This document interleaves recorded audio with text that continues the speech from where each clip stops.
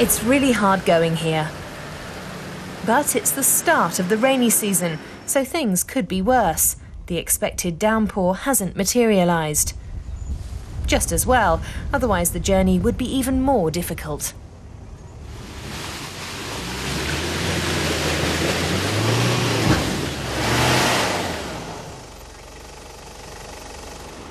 The Uluguru Mountains in eastern Tanzania. There are a lot of players involved in the forest conservation project here, including the UN, the World Bank and Tanzanian and international NGOs. Once the treetops here formed an unbroken canopy without any gaps or clearing. But the number of trees has dwindled by as much as 70% over the past few decades. The locals have cut them down for firewood or to clear areas for agriculture. Even those that remain are under threat, says Vincent Viamana, one of the project's managers.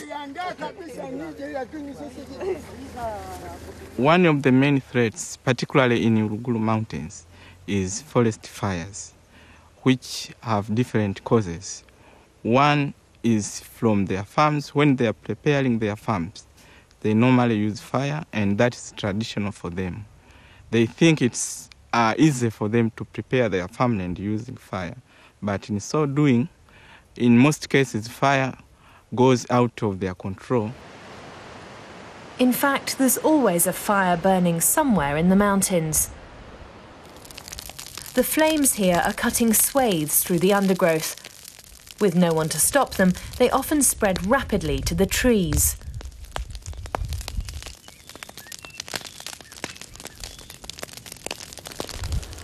Forests are important for the climate, but people also need arable land to grow food to feed themselves. The project managers try to show them how to get the same results using less land. Terraces, for example, stop the water running off quickly, which means crops grow better. Priska Alphonse Nkwama only burnt the weeds off her field the day before. This farmland is mine. I inherited it from my grandparents. I'm preparing it for planting maize, beans, and tomatoes.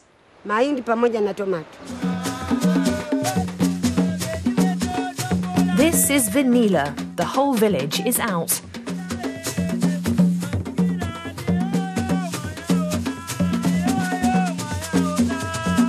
This group is singing about the importance of the trees and that they shouldn't just be chopped down. The band is also part of the Forest Conservation Project and carries the message through the mountains to other villages. Vanilla has even set up an environmentalists club to promote forest conservation. These pupils and their teacher belong to it. They're proud of what they're doing and are constantly on the lookout for new places to plant trees. Environmental education is very important for the children. If this education is not provided, we'll see more and more environmental destruction at a faster rate, and probably we'll experience more catastrophes. In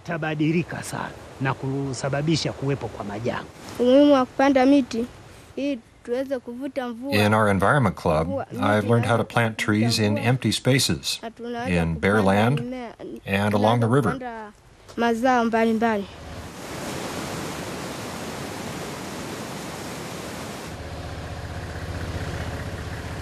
A few kilometres further on, we come across an even more ambitious reforestation project, a huge tree nursery. The workers here plant more than 10,000 new trees every year, including croton, rauwolfia and cypress trees. German aid money pays for the saplings, which are nurtured here for 2 months before being carted into the hills in buckets and baskets for planting. But that's not the end of the story by any means. You need to tend them for at least 3 to 5 years so that they can cope to the environment and to the other shrubs and what to cope themselves upwards. In Bunduki, the villagers meet once a week to discuss financial issues. The meeting may look traditional, but in fact it's quite a recent innovation, suggested by the project team. Everyone pays into a kitty, and anyone who needs money can apply to borrow from it. The unique thing about this setup is that everyone has a say in it, and no money can be spent on things that might damage the forest. Vincent Viamana asks who's borrowed from the fund. It turns out that nearly everyone has at one time or another.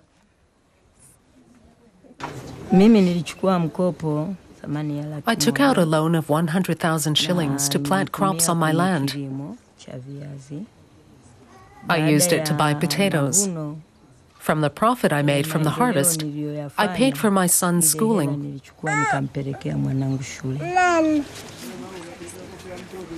The penalty for breaking the rules, buying a saw and cutting down trees, for instance, is harsh.